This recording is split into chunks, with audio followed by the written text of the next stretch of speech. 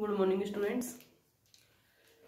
इससे पहले लेक्चर में हम यहाँ पर पॉलीसैकेराइड की बात कर रहे थे कि यहाँ पर जो पॉलीसैकेराइड होते हैं वो पॉलीसैकेराइड 9 से अधिक 10 या 10 से अधिक जो मोनोसैकेराइड की यूनिट्स होती हैं उनसे मिलकर के बने होते हैं। साथ ही साथ अगर ये शर्करा से समानता रखते हैं तो उनको होमोपॉलीसैकेराइड कहते हैं और शर्करा से असमानता रखते हैं तो इनको हेटेरोपॉलीसैकेराइड कहते हैं। तो नेक्स्ट देखते हैं हम यहाँ पर पॉलीसैकेराइड कौन कौन से हैं। First hemicellulose. हेमीसेल्यूलोज जो होता है, हेमीसेल्यूलोज जाइलेंस प्लस ग्लूकोमेनांस से निर्मित होता है। यहाँ पर जाइलेंस की और ग्लूकोमेनांस की जो यूनिट्स होती हैं ये यूनिट्स बार बार रिपीट होकर के किसका निर्माण करती हैं, हेमीसेल्यूलोज का निर्माण करती हैं। और हेमीसेल्यूलोज सेल वॉल का घटक होता है। जब आप पढ़ते हो प्राइमरी सेकेंडरी सेल वॉल तो वहां पता है आपको सेल्यूलोज और हेमीसेल्यूलोज दोनों एक निश्चित अनुपात में पाए जाते हैं, प्राइमरी सेल वॉल में भी और सेकेंडरी सेल वॉल में भी। तो यहाँ पर ये सेल वॉल का घटक होता है हेमीसेल्यूलोज। पैक्टिन।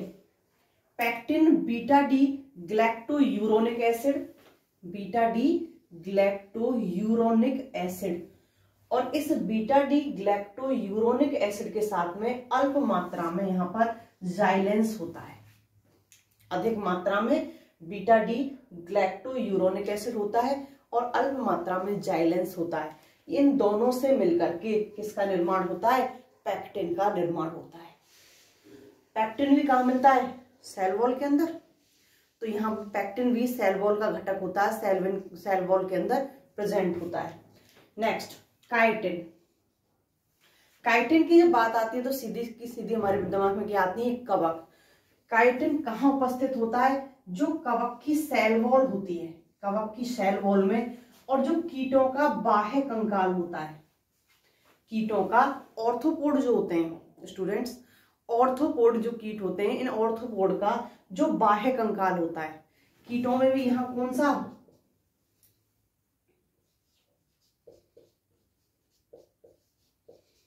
ऑर्थोपोडा। और ऑर्थोपोडा के जो यहाँ पर कीट होते हैं, क्योंकि अलग से वर्ग होता है ऑर्थोपोडा में, बहुत सबसे बड़ा जो फाइलम है, इस फाइलम के अंदर सबसे अधिक मात्रा में कीट पाए जाते हैं क्लासेस में। तो यहाँ इसका बाह्य कंकाल किसका बना हुआ होता है, काइटिन का बना हुआ होता है। और कवक की सेल वॉल तो बनी हुई ही काइटिन से होती है। यहाँ पर जो काइटिन होता है ये काइटिन एन एसिटाइल और डी ग्लूकोसामीन्स की यूनिट से निर्मित होता है। एन एसिटाइल डी ग्लूकोसामीन्स की यूनिट से निर्मित होती है काइटिन। ग्लाइकोसमिनोग्लाइकेन्स। यहाँ पर जो ग्लाइकोसमिनोग्लाइकेन्स है इसको आम भाषा में, एक जो नॉर्मल लैंग्वेज होती है उसमें हम म्यूकोपॉलीसैकेराइड कहते हैं। और म्यूकोपॉलीसैकेराइड की जब बात करते हैं तो बैक्टीरिया की सेल वॉल याद आती है, क्योंकि बैक्टीरिया की सेल वॉल में इसको हम कैप्सूल में ग्लाइकेन के नाम से जानते हैं। तो यहाँ पर जो ग्लाइकोसमिनोग्लाइकेन्स है इसको हम आम भाषा में म्यूकोपॉलीसैकेराइड भी कहते हैं। ये एनिमल्स में भी पाई जाती है, ये बैक्टीरिया में भी पाई जाती है। एनिमल्स के अंदर जो पाई जाती है वो त्वचा में, स्किन में और संयोजी टिश्यू में पाई जाती है। स्किन में और संयोजी टिश्यू में पाई जाती है। वहां पर यह है डी ग्लूकोयूरोनिक एसिड, दो यूनिट से मिलकर बनती है। एक तो होती है डी ग्लूकोयूरोनिक एसिड और दूसरा होता है एन एसिटाइल ग्लूकोएमीन, एन एसिटाइल ग्लूकोएमीन। तो ये दोनों यूनिट्स बार बार रिपीट होकर के किसका निर्माण करेंगी, यहाँ पर एनिमल्स के अंदर म्यूकोपॉलीसैकेराइड का। अब बैक्टीरिया में बात करें तो बैक्टीरिया में जो कैप्सुलेटेड बैक्टीरिया होते हैं, दो प्रकार के होते हैं, एक तो जिनके अंदर कैप्सूल पाया जाता है और दूसरे जिनके अंदर कैप्सूल नहीं पाया जाता है। जिनके अंदर कैप्सूल प्रेजेंट होता है वहां पर ये किसकी बनी होती है, पेप्टिडोग्लाइकेन से। जो कैप्सूल होता है वो कैप्सूल पेप्टिडोग्लाइकेन से निर्मित होता है। अब पेप्टिडो जो ग्लाइकेन है वो नाग और नाम की यूनिट्स के बहुलीकरण से निर्मित होता है। नाग मतलब एन एसिटाइल ग्लूकोसामीन और नाम एन एसिटाइल म्यूरामिक एसिड। तो यहाँ पर एन एसिटाइल म्यूरामिक एसिड और एन एसिटाइल ग्लूकोसामीन की यूनिट्स बार बार एक दूसरे के साथ मिलकर के इनके बहुलीकरण से किसका निर्माण होता है, पेप्टिडोग्लाइकेन का निर्माण होता है। तो यहाँ पर पेप्टिडोग्लाइकेन बनती है। ग्लाइकोप्रोटीन, ग्लाइकोप्रोटीन प्लांट्स में भी उपस्थित होती है और एनिमल्स में भी उपस्थित होती है, दोनों के अंदर पाई जाती है, प्लांट्स और एनिमल्स दोनों में पाई जाती है। यहाँ दोनों में ही जो ओलिगोसैकेराइड है, ओलिगोसैकेराइड पॉलीसैकेराइड के साथ मिल जाते हैं। यहाँ पर ओलिगो और पॉलीसैकेराइड दोनों मिल जाते हैं, दोनों मिलकर के जो प्रोटीन होती है, प्रोटीन के साथ में सहसंयोजी बॉन्ड्स का निर्माण करते हैं। प्रोटीन होती है, उस प्रोटीन के साथ में यहाँ पर ये सहसंयोजी बॉन्ड का निर्माण करते हैं। ओलिगोसैकेराइड और पॉलीसैकेराइड आपस में प्रोटीन के साथ में सहसंयोजी बॉन्ड से जुड़े हुए होते हैं। और जो संयुग्मित चीज जो बनती है, जो संयुग्मित यहाँ पर जो बन के स्वरूप आता है, वो स्वरूप किसका होता है, ग्लाइकोप्रोटीन का। इनके कंप्लीट संयोजन से जो चीज बनती है वो क्या कहलाती है, ग्लाइकोप्रोटीन कहलाती है। अब ये ग्लाइकोप्रोटीन कहाँ कहाँ उपस्थित होती है, इसकी अगर हम उपस्थिति की बात करें तो स्टूडेंट्स पहले तो यहाँ पर जो कार्बोहाइड्रेट होती है, यहाँ पर जो कार्बोहाइड्रेट होती है, ये कार्बोहाइड्रेट 1 से 30% तक उपस्थित हो सकती है।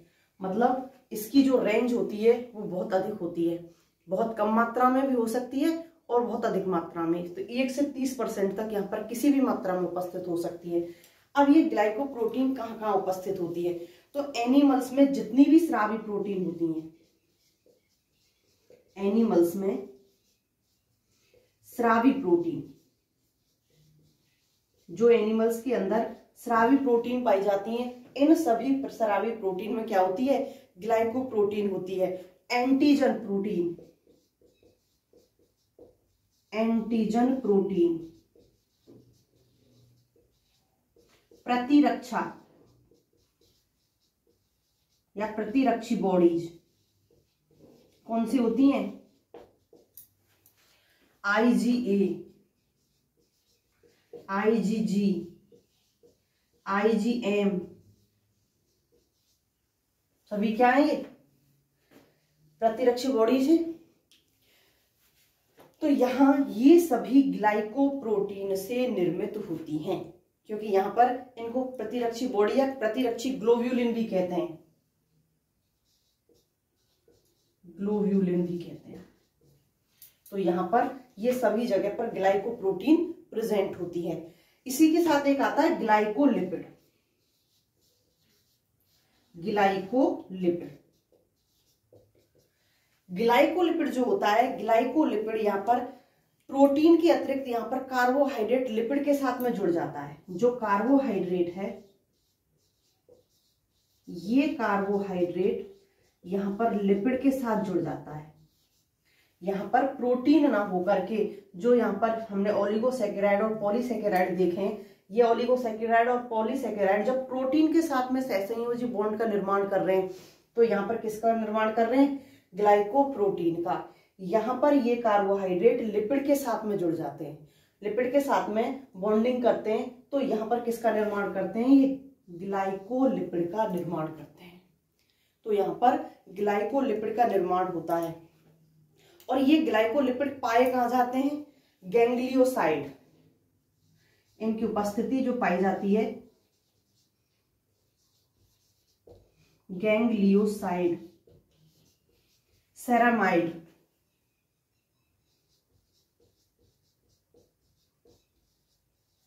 कहाँ उपस्थित होते हैं ये गैंग्लियोसाइड, नर्वस सिस्टम में। तो यहां ये नर्वस सिस्टम के अंदर जो गैंग्लियोसाइड उपस्थित होते हैं, तो यहां पर इनका निर्माण किससे होता है, ग्लाइकोलिपिड्स के द्वारा होता है। साथ ही साथ जो ग्लाइकोलिपिड और ग्लाइकोप्रोटीन होते हैं, ग्लाइकोलिपिड और जो ग्लाइकोप्रोटीन होते हैं, जो सेल मेम्ब्रेन होती है, जो सेल मेम्ब्रेन होती है, इस सेल मेम्ब्रेन के घटक होते हैं। आप लोगों ने फर्स्ट ईयर में सेल मेम्ब्रेन को पढ़ा है, तो आपको पता होना चाहिए कि सेल मेम्ब्रेन में ग्लाइकोप्रोटीन और ग्लाइकोलिपिड दोनों ही प्रेजेंट होते हैं।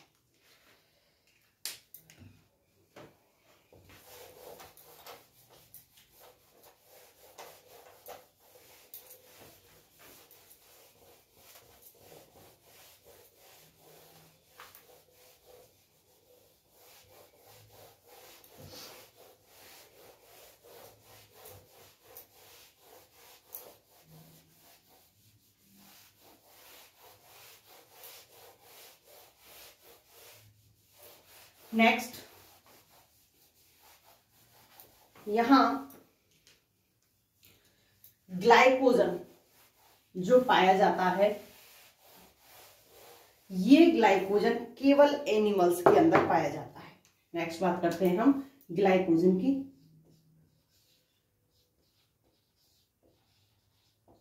तो यहां जो ग्लाइकोजन पाया जाता है ये एनिमल्स के अंदर होता है, और एनिमल्स में इसको संचित कार्बोहाइड्रेट कहते हैं।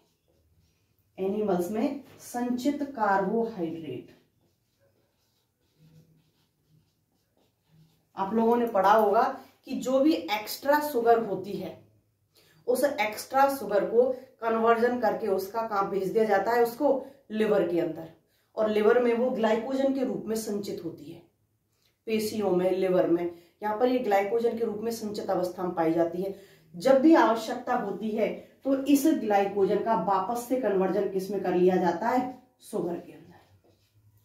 यहां से इधर कन्वर्जन होगा, इधर से इधर होगा, तो यहाँ पर आवश्यकता के अनुसार इसका रूपांतरण किया जाता है। आवश्यकता होने पर इसको शुगर में कन्वर्ट कर लिया जाता है, और आवश्यकता नहीं है तो इसको वापस से ग्लाइकोजन में कन्वर्ट करके कहां कर लिया जाता है, लिवर और पेशियों के अंदर संचित अवस्था में रख लिया जाता है। इसलिए इसको क्या बोलते हैं हम, इसको इसलिए यहां पर एनिमल स्टार्च भी कहते हैं।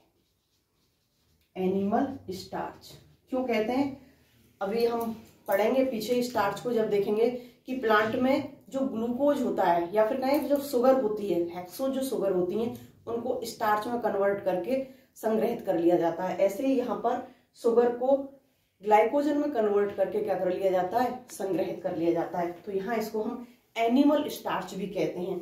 ये पेशी ऊतक और यकृत में पाई जाती है।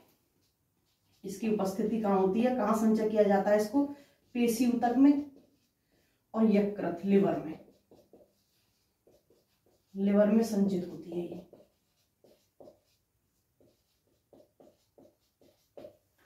ग्लाइकोजन जल में विलय होती है, क्योंकि शुगर है, ग्लाइकोजन जल में विलय होती है, और जब इसको तोड़ते हैं तो ये किसमें टूट जाती है, ग्लूकोज एटम्स में, ग्लूकोज के अणुओं में टूट जाती है। जब इसको तोड़ते हैं तो ग्लूकोज के अणुओं में ये यहाँ पर टूट करके अलग अलग इसके अणु हो जाते हैं। सेल्यूलोज,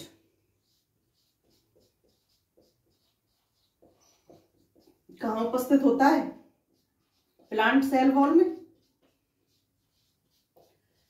प्लांट सेल वॉल का घटक होता है हेमीसेल्यूलोज और सेल्यूलोज।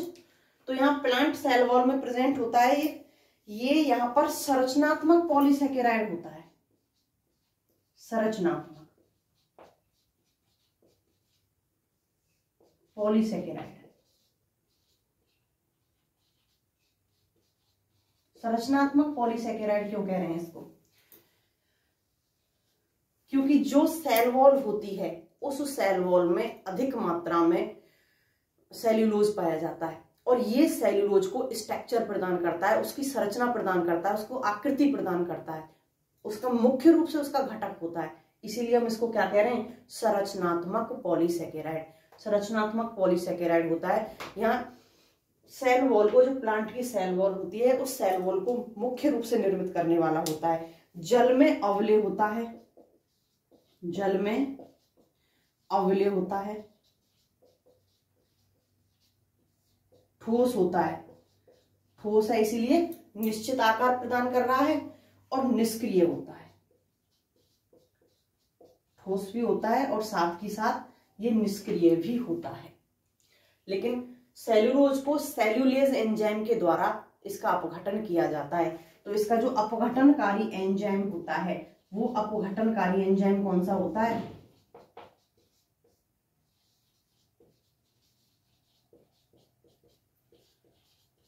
सेल्यूलेज। क्योंकि जब हम पर्ण विलगन की बात करते हैं या फिर फलों के पकने की बात करते हैं तो वहां पर मिडिल लेमिला भी अलग होती हैं, वहां पर भित्तियां भी ढीली पड़ती हैं, तो वहां पर सेल्यूलेज एंजाइम किसको तोड़ता है? सेल्यूलोज को तोड़ता है। तो ये यहाँ अपघटनकारी एंजाइम के रूप में पाया जाता है और इसके अपघटन से यहाँ पर ग्लूकोज की यूनिट्स प्राप्त होती हैं। जब इसका अपघटन होगा तो अपघटन से ग्लूकोज की यूनिट्स प्राप्त होती हैं। तो इसका मतलब किसकी यूनिट से मिलकर के बना है सेल्यूलोज? ग्लूकोज की यूनिट से मिलकर के बना है, इसीलिए तो अपघटन पर हमको क्या प्राप्त हो रही है? ग्लूकोज की यूनिट। नेक्स्ट बात करते हैं हम स्टार्च।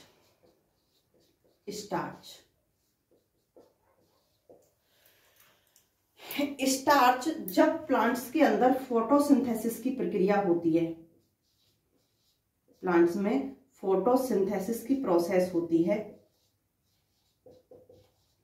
तो आपको पता है शुगर का निर्माण होता है। ये शुगर मैंने पहले आपको पढ़ाया किसके अंदर बदल जाएगी? सुक्रोज के अंदर। और आपने C3 साइकिल में देखा भी है कि जब C3 साइकिल चलती है तो वहां पर जो हेक्सोज शुगर होती हैं वो हेक्सोज शुगर किस में कन्वर्ट हो जाती हैं? सुक्रोज के अंदर कन्वर्ट हो जाती हैं। यहाँ ये सुक्रोज में कन्वर्ट हो जाएगी और सुक्रोज के बाद में भी ये कहां पहुंच जाती है? स्टार्च में, मंड। एट लास्ट ये स्टार्च के रूप में संचित हो जाती है। स्टार्च के रूप में संचित हो जाती है। तो फोटोसिंथेसिस से जितनी भी शुगर का निर्माण होता है, जो यूज में आ गई वो तो ठीक है, जो यूज में नहीं आती है वो स्टार्च के रूप में भविष्य के लिए यहाँ पर संचित अवस्था में मिलती है। जब कभी भी प्लांट को आवश्यकता होगी तो इस स्टार्च से वापस ग्लूकोज का निर्माण करके प्लांट अपने ऊर्जा के रूप में या ऊर्जा सोर्स के रूप में इसको प्रयुक्त कर सकता है। तो यहाँ स्टार्च एक संचित पदार्थ होता है। ये यहाँ पर दो प्रकार के जो ग्लूकोज यहाँ पाया जाता है स्टार्च निर्माण में, वो अल्फा डी ग्लूकोज की यूनिट होती है। अल्फा डी ग्लूकोज की यूनिट होती है, जिन यूनिट से यहाँ पर मिलकर के बना होता है। अल्फा डी ग्लूकोज की यूनिट्स मिलकर के किसका निर्माण करेंगे? यहाँ स्टार्च का निर्माण करेंगे। पहले सुक्रोज और फिर स्टार्च का निर्माण करेंगे। अब यहाँ पर जो ये स्टार्च पाया जाता है, ये स्टार्च यहाँ पर दो प्रकार के पॉलीसेकेराइड से मिलकर के बना होता है। यहाँ दो प्रकार के पॉलीसेकेराइड होते हैं।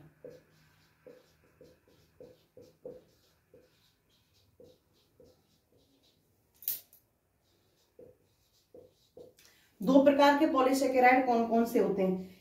एक तो होता है एमाइलोज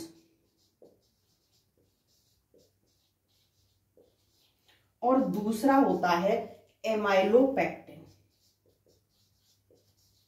एमाइलोपेक्टिन। यहां जो एमाइलोज होता है ये तो होता है अशाखित। एमाइलोज तो अशाखित होता है और जो एमाइलोपेक्टिन होता है ये शाखित होता है। शाखित अवस्था में प्रेजेंट होता है एमाइलोपेक्टिन। यहाँ पर जो एमाइलोज पाया जाता है स्टार्च के अंदर, ये स्टार्च के अंदर पाया जाता है 15 से 20%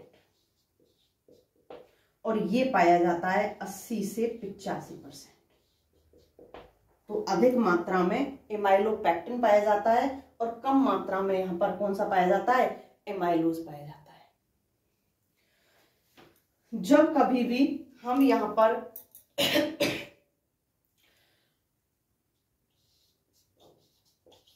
स्टार्च का जल अपघटन करते हैं, स्टार्च का जल अपघटन करते हैं, ये जल अपघटन किसी एंजाइम के द्वारा करें या फिर हम यहाँ पर किसी एसिड के द्वारा करें, जो खनिज लवण होते हैं, खनिज एसिड होते हैं, उनके द्वारा करें। तो यहाँ जल अपघटन के बाद में स्टार्च से डेक्स्ट्रीन प्राप्त होती है, स्टार्च से डेक्स्ट्रीन प्राप्त होती है। स्टार्च के जल अपघटन से डेक्स्ट्रीन प्राप्त होती है। डेक्स्ट्रीन एक जगह और मिलती है, जो भुना हुआ अनाज होता है, जो भुना हुआ अनाज होता है, इस भुने हुए अनाज में स्टार्च किस में कन्वर्ट हो जाती है, डेक्स्ट्रीन में। तो यहां भी स्टार्च डेक्स्ट्रीन में कन्वर्ट हो जाती है भुने हुए अनाज के अंदर। अब यहाँ स्टार्च का जब हम जल अपघटन कर रहे हैं तब भी हमको क्या प्राप्त हो रही है, यहाँ डेक्स्ट्रीन प्राप्त हो रही है। डेक्स्ट्रीन के बाद में माल्टोज प्राप्त होगा और माल्टोज के बाद में ये ग्लूकोज में कन्वर्ट हो जाती है। डेक्स्ट्रीन के बाद में माल्टोज प्राप्त होता है और माल्टोज से हमको क्या प्राप्त हो जाता है, ग्लूकोज प्राप्त हो जाता है। तो ऐसे स्टार्च का निर्माण ऐसे हो रहा है और स्टार्च से हमको ग्लूकोज ऐसे प्राप्त होता है। तो ये हो गया आपका कार्बोहाइड्रेट। अब ये कार्बोहाइड्रेट में सबसे पहले पॉलीसैकेराइड, ये पॉलीसैकेराइड है। अब ये पॉलीसैकेराइड काम कहाँ आ रहे हैं, यूज क्या है इन पॉलीसैकेराइड के, तो यहाँ इनके यूज देखते हैं।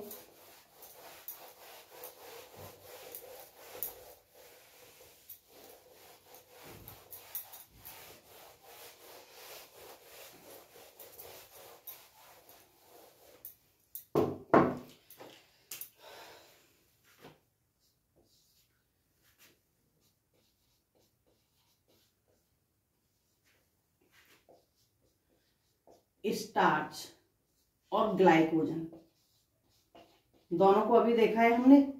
ये प्लांट में संचयी पदार्थ है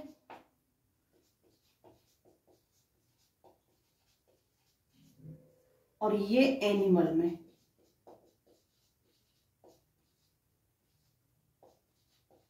एनिमल्स में संचयी है। तो यहां पर स्टार्च और ग्लाइकोजन दोनों ही प्लांट्स और एनिमल्स में संचयी पदार्थ होते हैं। जब भी आवश्यकता होती है, जब कभी भी आवश्यकता होती है तो आवश्यकता अनुसार इनको कहां कन्वर्ट कर लिया जाता है, शुगर के अंदर। तो ये हमारे पास में एक स्टोरेज एज ए बैंक समझो, यहाँ पर किसको, लिवर को, जो पेशी होती है उनको। तो यहाँ एनिमल्स के अंदर, तो यहाँ पर जब कभी भी हमको आवश्यकता होती है तो वहां से हम निकाल लेते हैं अपनी आवश्यकता के अनुसार। तो इनको शुगर में कन्वर्ट कर लिया जाता है। जो पॉलीसैकेराइड होते हैं, संरचनात्मक पॉलीसैकेराइड होते हैं, जो संरचनात्मक पॉलीसैकेराइड होते हैं, और संरचनात्मक पॉलीसैकेराइड कौन से होते हैं, ग्लूकोज, हेमिसेल्यूलोज,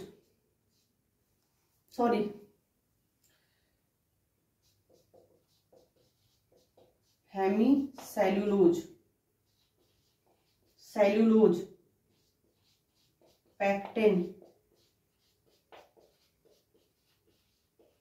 सभी कौन से स्ट्रक्चरल पॉलीसैकेराइड हैं, क्योंकि आपको पता है सभी की सभी किसमें प्रेजेंट होते हैं, सेल वॉल के अंदर। हेमिसेल्यूलोज और सेल्यूलोज का तो निश्चित अनुपात पाया जाता है प्राइमरी और सेकेंडरी सेल वॉल में, और साथ में सेकेंडरी सेल वॉल में पैक्टिन भी प्रेजेंट होती है। तो ये संरचनात्मक पॉलीसैकेराइड होते हैं जो संरचनाओं का निर्माण करते हैं ह्यूमन के अंदर, एनिमल्स के अंदर, ह्यूमन ना भूल गए, एनिमल्स के अंदर। एनिमल्स के अंदर जो प्रतिरक्षी ग्लोब्यूलिन्स पाई जाती हैं,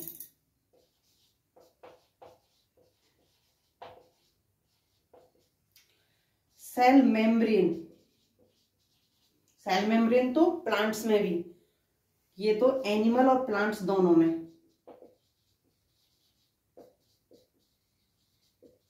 दोनों में किसकी बनी होती है, ग्लाइकोप्रोटीन और ग्लाइकोलिपिड।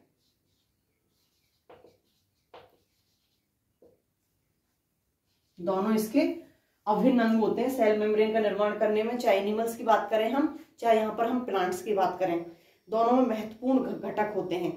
यहाँ पर एनिमल्स में जो प्रतिरक्षी ग्लोब्यूलिन होती हैं, वो प्रतिरक्षी ग्लोब्यूलिन किसकी बनी होती हैं, ग्लाइकोप्रोटीन की बनी होती हैं। जितनी भी स्रावी प्रोटीन होती हैं वो सभी किसकी होती हैं, ग्लाइकोप्रोटीन की होती हैं। बैक्टीरिया के अंदर, बैक्टीरिया की जो सेल वॉल होती है, ये सेल वॉल किसकी होती है? म्यूकोपॉलीसैकेराइड की, म्यूकोपॉलीसैकेराइड की। कवक के अंदर, कवक की जो सेल वॉल होती है वो किसकी होती है? काइटिन की। तो ये भी क्या है? पॉलीसैकेराइड। तो यहाँ पर ये पॉलीसैकेराइड विभिन्न संरचनात्मक घटकों के निर्माण में काम आ रहे हैं, सभी जगह काम आ रहे हैं, चाहे एनिमल्स की बात करें चाहे हम प्लांट्स की बात करें, सभी जगह पॉलीसैकेराइड्स प्रेजेंट होते हैं। नेक्स्ट चलते हैं प्रोटीन की तरफ, तो देखते हैं नेक्स्ट लेक्चर में।